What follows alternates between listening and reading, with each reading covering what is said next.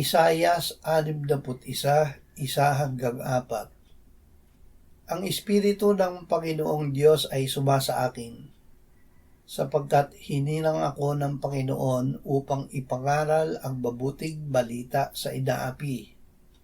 Kanyang sinugo ako upang magpagaling ng mga bagbag na puso, upang magpahayag ng kalayaan sa mga bihag, at buksan ang bilangguan sa mga bilanggo, upang ipahayag ang kalugod-lugod na taon ng Panginoon, at ang araw ng paghihiganti ng ating Diyos, upang aliwin ang lahat ng tumatangis, upang pagkalooban sila na tumatangis sa Siyon, upang bigyan sila ng putong na bulaklak sa halip ng mga abo.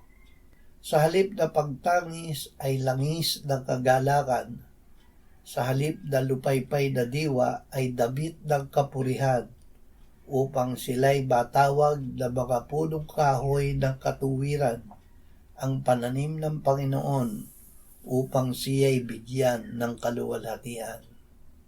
Si Jesus ang Kristo. Nang pumasok ang Panginoong Jesus sa isang sinagoga sa Nazaret, ay ibinigay sa kanya ang aklat ni Propeta Isaias.